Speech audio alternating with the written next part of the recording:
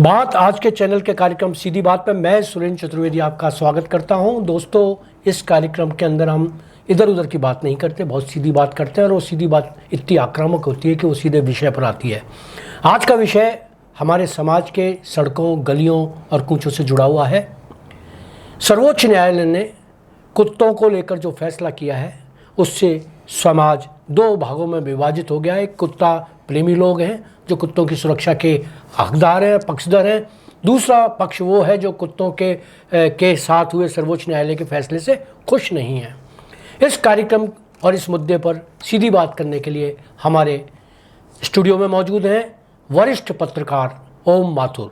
ओम माथुर बहुत अच्छे ब्लॉगर हैं, आप जानते हैं, और उनके ब्लॉग लंबे अरसे से लोकप्रियता के चरमोत्कर्ष पर हैं। पिछले 2 बार से आप निजी कारणों से इस कार्यक्रम में आ नहीं पाए।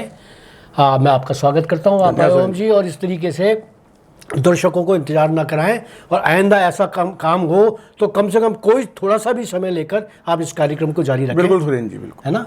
चलिए, मैं आपका स्वागत, और उसके बाद में मैं चाहूँगा कि सर्वोच्च न्यायालय के कुत्तों को लेकर दिए गए फैसले पर आप क्या कहेंगे। सुरेंद्र जी, न्यायालय के पूरे सम्मान के साथ सबसे पहले तो मैं कहना चाहूँगा कि ऐसा लगता है हमारे देश के न्यायालय जो फैसले सुनाते हैं वो व्यावहारिक पक्ष को बहुत कम ध्यान में रखते हैं। ऐसा लगता है कि जो याचिका करते होते हैं उनके कहने पर, या जो मुकदमे दायर उनके कहने पर फैसले। अब मैं पहले कुत्ते वाले फैसले के बाद पहले अपन 2 पुराने फैसलों की बात करता हूँ मैं जी।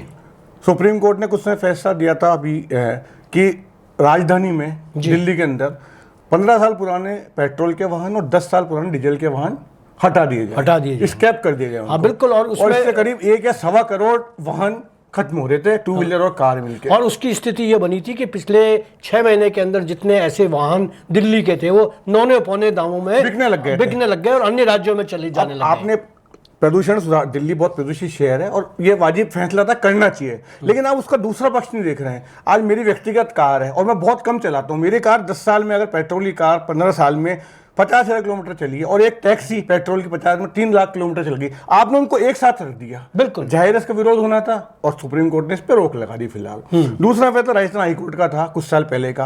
हाईकोर्ट ने फैसला दिया था कि जो कार खरीदेगा 4 व्हीलर वो शपथ परिवहन विभाग को देगा कि मेरे घर में पोर्च है या पार्किंग है जब मैं कार खड़ी कर सकता हूँ, यानी सार्वजनिक स्थान पर, सड़क पर या मोहल्ले में कार खड़ी नहीं करूंगा। ये शपथ पत्र आज भी लगाया जा रहा है, लेकिन आप स्थिति देख रहे हैं शहर की हर गली सड़क पार्किंग बनी हुई है। तो इसका मतलब है कि सुप्रीम कोर्ट ने फैसला सुना दिया, लेकिन व्यावहारिकता को ध्यान में नहीं रखा, या फिर जो उनको लागू कराने वो है वो लागू नहीं करा पा रहे। ठीक ये स्थिति कुत्तों वाली है जी। निश्चित रूप से बहुत बड़ी समस्या है और पूरे देश की समस्या, ना सिर्फ दिल्ली की है। कुत्ते आक्रामक हो रहे हैं, कुत्ते काटने की घटनाएं बढ़ रही है, उसके वीडियो सोशल वायरल होते हैं, वायरल देखते हैं हम, बच्चों के साथ, महिलाओं के साथ, वृद्धों के साथ विशेष रूप से।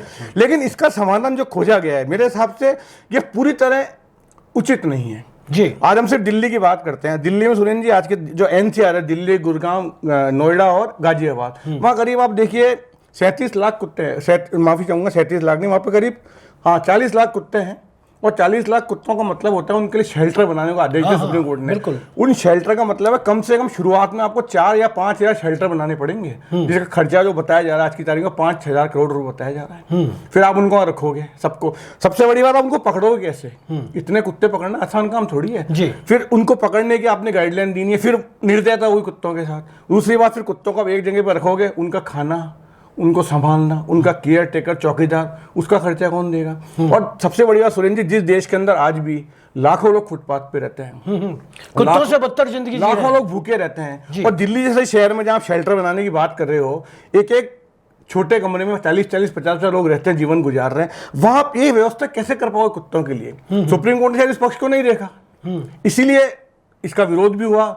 और जब कल 2 जजों की खंडपीठ ने फैसला दिया, परसों CJI ने खुद का BR गवाही ने कि मैं इस मामले को देखूंगा, और कल उन्होंने 3 जजों की वो बनाई और आज उसने सुनवाई करी है। और फिलहाल सोमवार तक उन्होंने इस पर रोक तो नहीं लगाई है, आपने कार्रवाई जारी रखें, सोमवार को मतलब फैसला सुनाएंगे जी। तो इसका मतलब ये सुरेंद्र जी कि हम जो फैसले सुप्रीम कोर्ट कर रहा है और कुत्तों की समस्या को लेकर कर रहा है, उसमें व्यावहारिकता कम थी, और ऐसा लगता है कि डर जो भय होता है याचिकाकर्ता का, खुद जजों का, वो ज्यादा नजर आ रहा था। नहीं, पर सबसे बड़ी बात है कि कुत्ते अगर इस देश का इस तरीके से गली कूचों में आतंक पैदा कर रहे हैं, आतंक है। और सबसे बड़ी बात जो मैंने ये इसी व्यवहारिक पक्ष ये है कि एक तो बच्चे और एक बूढ़े और बूढ़े महिला। क्योंकि महिला पर बच्चे तो इसलिए कि बच्चे छोटे होते हैं, वो डरते हैं, वो भागते हैं, और वो मनोवैज्ञानिक रूप से कुत्ते, और बुजुर्ग जो होते हैं वो डंडी लेके लट्ठी लेके चलते हैं, तो कुत्तों को ये डर लगता है, मारने आ रहे हैं। ये एक वो है। बाकी तो कुत्तों का तो साम्राज्य है, गली कूचे सारी जगह है, और बहुत बुरी स्थिति हो जाती है कुत्तों की जब ये कुत्तों की आपस में लड़ाई होती है। कुत्तों का मतलब एक बहुत ज़्यादा वो है, सेंसिटिव मामला है। लेकिन क्या पालतू कुत्तों के को लेकर इनका कोई वो नहीं है? सिर्फ आवारा कुत्ते, आज आवारा कुत्ते मेरे घर के बाहर, मैं क्योंकि रोटियां डालता हूं कुत्तों को, तो वो मेरे ही घर के आसपास बैठे रहते हैं। अब उनको आप उठा के ले जाओगे तो उनकी कहाँ अरेंजमेंट आप इतना करोगे? और आप बताइए, तो वो तो अच्छा भला खाना खा रहा है। अभी तो दिल्ली का फैसला है, ये पूरे देश में लागू किया जाएगा। जब सुप्रीम कोर्ट ने फैसला लिया तो हर राज्य से याचिका जाएगी। अच्छा, मैं कह रहा हूँ सुनिए, कुत्ते समस्या, लेकिन क्या हर आवारा जानवर समस्या नहीं है? क्या देश में शहर में आवारा गाय नहीं घूमती सड़कों के ऊपर? क्या आवारा बंदर नहीं घूमते सड़कों के ऊपर? तो उनसे कुछ नहीं होता है। गायों से भी दुर्घटनाएं होती है। बंदरों ने जीना हराम कर रखा है लोगों का। बंदरों ने अब मतलब खास कुछ क्षेत्र ऐसे जैसे उत्तर प्रदेश में हरिद्वार है, अपना अजमेर है, पुष्कर है, में पंछी चले सुरेंद्र जी, वहाँ लोगों ने अपने मकानों के हुलिये बिगाड़ दिए हैं। पूरे मकान जो उन्होंने 2-2, 3-3 करोड़ में लगाए, जाली लगा स्वरूप बिगाड़ दी, सिर्फ बंदरों के कारण। क्योंकि घर में कुछ और जिस अधिकार से बंदर घर में घुसकर कब्जा कर लेते हैं, हिम्मत नहीं होती है भगाने की। बिल्कुल। तो आप उनको भी इस तरह पकड़ेंगे? तो कुत्ते तो फिर भी जो है वो आदमी की लट्ठी से डर जाते हैं, भाग जाते हैं। ये बंदर तो भागते नहीं, बल्कि ऊपर आतंक को हमला करते हैं पहले गुट बनाकर। पहले सुप्रीम कोर्ट का फैसला था कि कुत्तों को पकड़िए, उन्हें नसबंदी कीजिए, उनको वहीं छोड़ दीजिए। ये फैसला कुछ हद तक उचित था, लेकिन सरकार का पक्ष, अभी याचिका का पक्ष ये है कि इससे रेबीज फैलता है। बिल्कुल रेबीज फैलता है, शक नहीं है, क्योंकि जो विश्व में रेबीज के मामले होते हैं उसका 36% जो होता है वो भारत में होता है, मरते हैं। और पिछले साल भी 2024 में करीब 350-400 लोग रेबीज से मरे हैं। लेकिन इसके लिए टीकाकरण करिए कुत्तों का। बिल्कुल। हम क्या है कि समस्या को मिटाने की बजाय समस्या को, समाधान को ऐसा लागू करना चाहते हैं कि समस्या नहीं मिटेगी पूरी को, और समस्या और बढ़ेगी। और इसलिए जो देश में विभाजन हुआ है, डॉग लवर्स और जो उनका संघर्ष करने वाले हैं, इसलिए वह सुप्रीम कोर्ट गए। इसलिए को ऐसा समाधान खोजा जाए जिससे कुत्ते भी सुरक्षित रह सकें और जनता भी सुरक्षित रह सके। दूसरी बात सुरेंद्र जी, इंसान अपने विस्तार में किस हद तक आगे चला गया। आज हम रोज खबरें पढ़ते हैं कि फलाने वहाँ पे लेपर्ड आ गया, चीता आ गया, बघेर आ गया, तो आपने उनके क्षेत्रों में अतिक्रमण करा, वो तो आप। आज अजमेर की हम बात करते हैं, आज पहाड़ों के नीचे बस्तियां बस गई है। आप किसी राज्य में चले, पहाड़ों पर बस गई है, पहाड़ काट दिए गए हैं, जंगल उड़ा दिए गए हैं, पानी का कहीं कोई सोर्स नहीं बचा है। ऐसी स्थिति में जानवर सिर्फ कोई कुत्ता ही थोड़ी है। जानवर तो अपने इलाके में सुरेंद्र जी, वो तो उसी पहाड़ पे रहता था पहले, वो वहीं पानी पीता था, वहीं खाना खाता था, लेकिन हम उसके वहां चले गए, तो वो कहाँ जाएगा? तो इसलिए इस पे भी, इस बात पे विचार किया जाए कि आबादी का विस्तार कहां तक करना है, और अगर जंगल की जमीन है, पहाड़ की जमीन है, तो उसे उस पर इंसान के बसने को रोका जाए। और ये समस्या हो रही है प्रदूषण की, पर्यावरण की, इसका बहुत बड़ा कारण जानवरों खत्म होना भी है। बिल्कुल। प्रकृति का स्वरूप इस तरह का बना हुआ है कि हर आदमी का योगदान होता है, छोटी सी मक्खी से लेकर इंसान तक का। बिल्कुल। लेकिन आप उन सबको अगर खत्म, जानवरों उस तरह खत्म करते जाएंगे, पर्यावरण को खत्म करते जाएंगे, तो इंसान भी कैसे जी रहा सुरेंद्र जी? आज जो बड़े बड़े हादसे हो रहे हैं, हिमाचल प्रदेश में हो रहे हैं, उत्तराखंड में हो रहे हैं, जो पहाड़ खसक रहे हैं,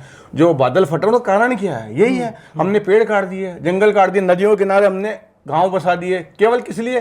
कमाने के लिए, बस टूरिस्ट से पैसा कमाना है हमको, इसलिए। तो ये सब हादसे इसलिए हो रहे हैं कि हमने उस प्रकृति को, स्वरूप को नष्ट करने की कोशिश की। और मेरा मानना है जानवर ही प्रकृति का एक स्वरूप है, बिल्कुल प्रकृति का हिस्सा है। और उस हिस्से के अंदर आप जाना चाहते हैं तो फिर ये संभव नहीं हो पाता है। बिल्कुल सही। और आप जो कह रहे हैं, आप इतने सारे कुत्तों को एक साथ रखेंगे तो आपस में लड़ेंगे नहीं कुत्ते।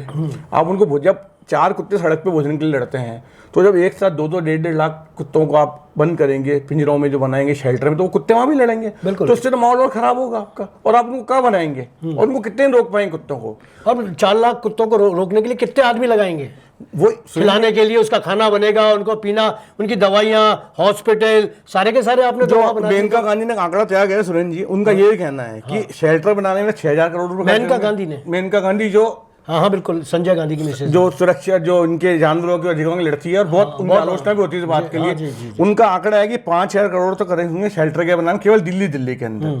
दूसरा, इनको पालने में, इनका खाना देने में, केयर टेकर में, चौकीदारी करने में 10,000 रुपए खर्च होंगे, करोड़ खर्च होंगे। तो क्या दिल्ली सरकार 15,000 करोड़ रुपए अफोर्ड करने को तैयार है? और वो भी कंटिन्यू, लगातार। कितना पैसा उसके एक बार का नहीं है वो। हाँ, ये उनका आंकड़ा जो उन्होंने कल निकाल के रखा है उन्होंने। तो इसका आशय ये हुआ कि आप इसका ऐसा समाधान करिए, और वैसे बदियाकरण और नसबंदी और टीकाकरण, ये उपाय हैं इसके। और कुछ ये है कि जो आवारा शहर में सबसे बड़ा सुरेंद्र जी बताइए, ये काम है नगर निगम का, नगर निकाय में कुत्तों को पकड़ने का और कुत्तों की नसबंदी करने का। जी। जब इन्होंने उसमें हाथ डालने ही बंद कर दिया तो नेचुरल जनसंख्या बढ़ेगी उनकी। बिल्कुल। और उसके अलावा जब उनको भोजन का संकट हुआ तो झगड़े, कुत्तों आपस में लड़ाई होने लगी। तो शुरुआत तो हमने नीचे अपने स्तर पे की है कुत्तों को परेशान करने के लिए, अब हम उनको मिटाना चाहते हैं। तो मुझे लगता है सुप्रीम कोर्ट को जो सोमवार को फैसला आएगा तो कुछ ना कुछ मानवीयता लिया हुआ है, कुत्तों के प्रति कुछ ऐसी चीज लेकर। और हमारे देश में तो सुरेंद्र जी कहते हैं कि करुणा दया जानवरों से भी रखनी चाहिए। बिल्कुल। देश की धर्म और संस्कृति कहती है करुणा रखें जानवरों के खिलाफ। और शनिवार को हम देखते हैं कई बार होते हैं कुत्तों को जानवरों को बुला के खिलाया था। तो इस तरह का मुझे लग रहा है सुप्रीम कोर्ट ने इस बात को महसूस किया है, जो विरोध हुआ देश भर में इसका, उसको लेकर जो चीफ जस्टिस ने 3 जजों की खंडपीठ बनाई है, सुनवाई शुरू करी है। मुझे लगता है सोमवार को ऐसा फैसला आएगा कि जिनसे जो कुत्तों से डरने वाले लोग हैं वो भी परेशान नहीं होंगे और कुत्तों को भी कुछ राहत मिल सकती है इस नरक से जो उनके लिए बनाना तैयार किया जा रहा है। बिल्कुल ठीक है। तो दोस्तों, ये हैं ओम माथुर, जिन्होंने कुत्तों को लेकर अपनी राय जाहिर की और उन्होंने बताया कि उम्मीद भी की कि मंडे को जो फैसला आएगा वो निश्चित रूप से कुछ समाधान लेकर आएगा, जिसमें कुत्ते और कुत्ते प्रेमियों के लिए भी अच्छी खबर हो सकती है, कुत्तों से डरने वालों के लिए भी कुछ ठीक सा उपाय हो सकता है। ये आपने सुना, आपको कार्यक्रम पसंद आया होगा। धन्यवाद।